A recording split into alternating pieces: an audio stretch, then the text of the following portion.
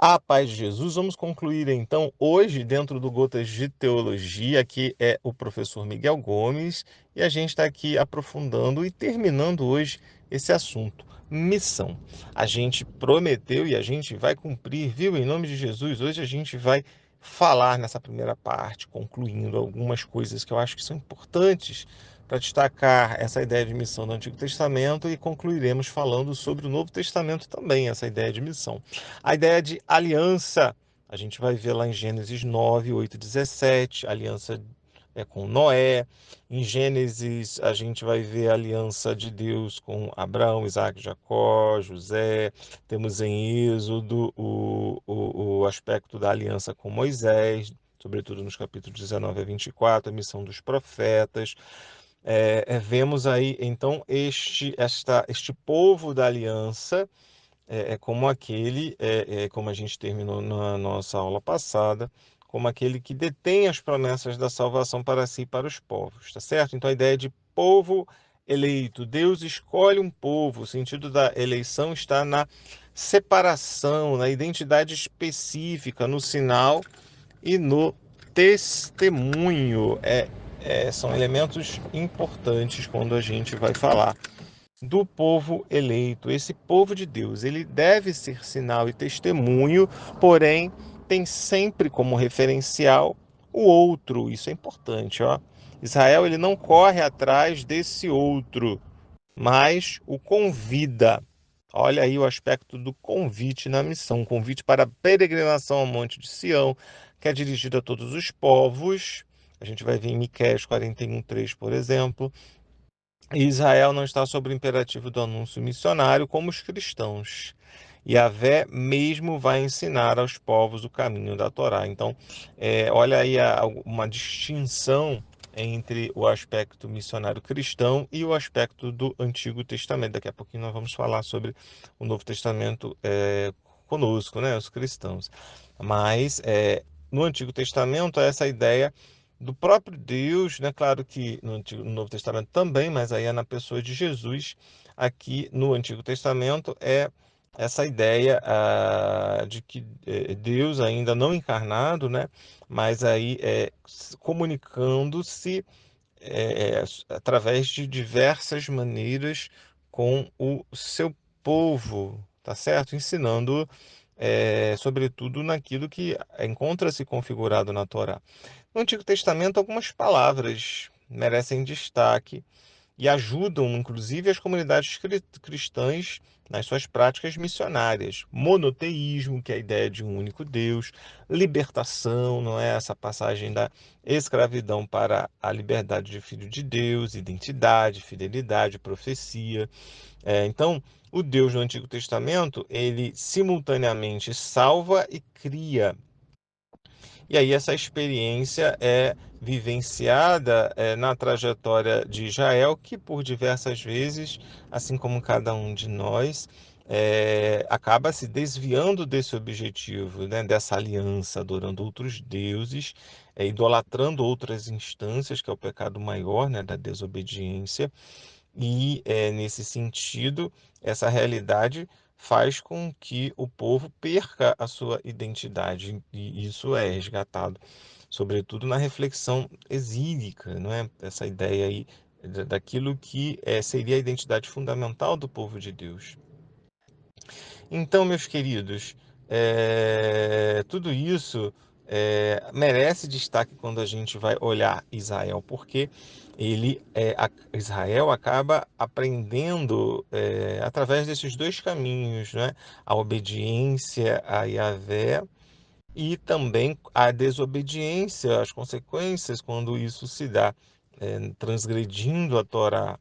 E aí a experiência daquilo que são as consequências dessa realidade. Então, toda essa gama de experiência, de fé, toda essa construção de um relacionamento com Deus, nos erros e nos acertos, fazem parte, portanto, do núcleo da transmissão da fé. Claro que aí isso vai aparecer na Bíblia, no Antigo Testamento, ao longo de todo o desenrolar dos profetas, daqueles que dos reis, daqueles que vivenciaram essa dinâmica com o Yahvé.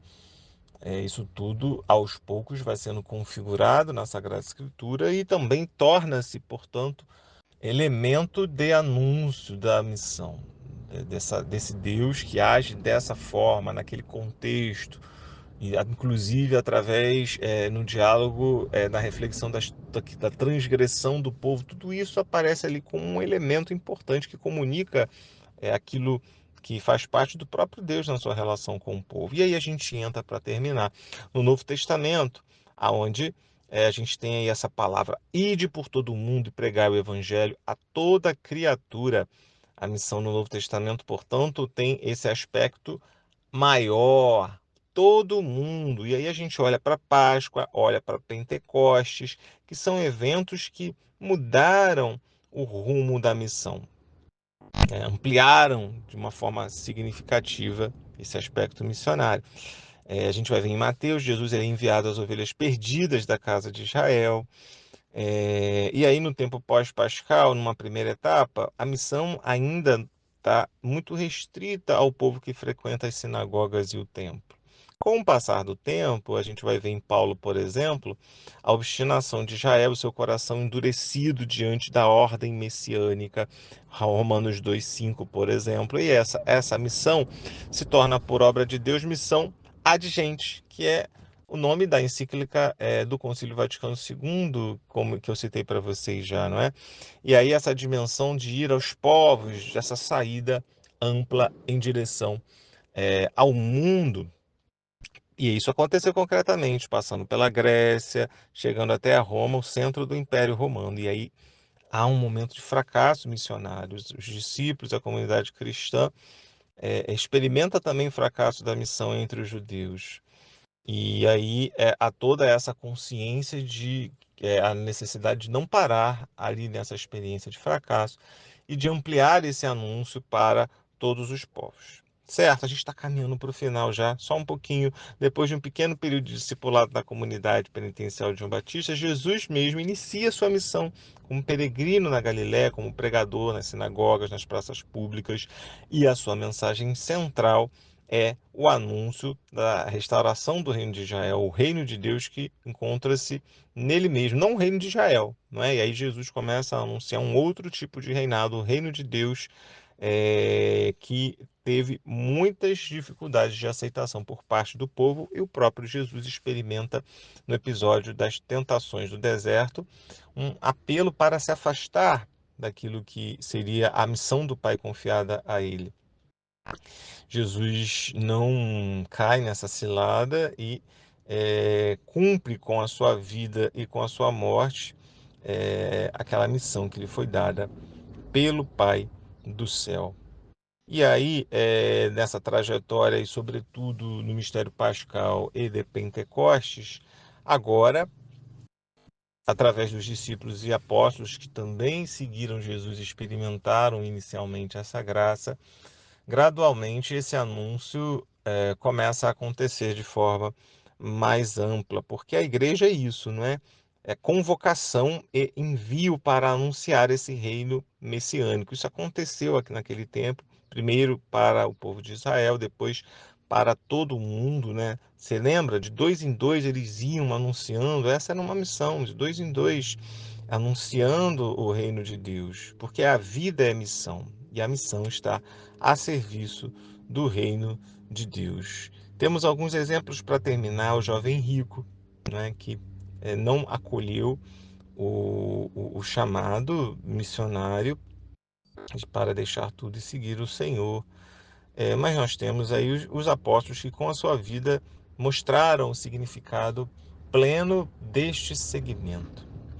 Meus queridos, a gente termina então a nossa reflexão. Temos aí na última ceia a entrega de Jesus, não é, na sua nova e eterna aliança. Falamos aí das alianças do Antigo Testamento, mas Jesus nele institui uma aliança eterna.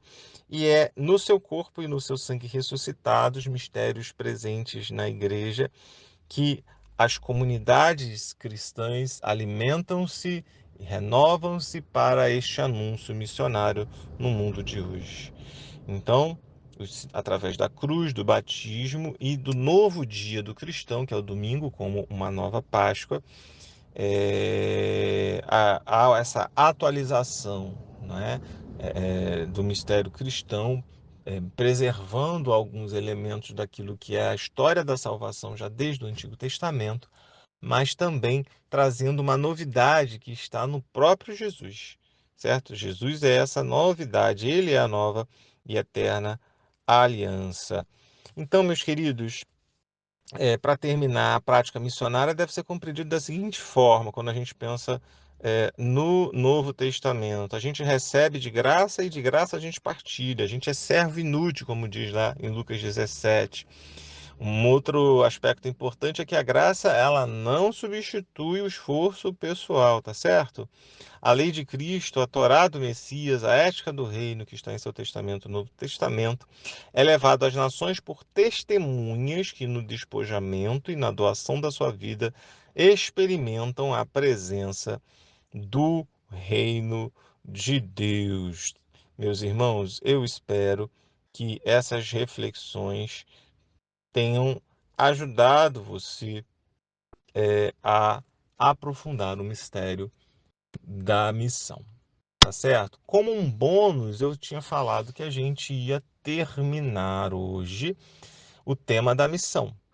Mas eu vou fazer uma surpresa para vocês. Eu vou deixar a conclusão para a próxima aula, tá certo?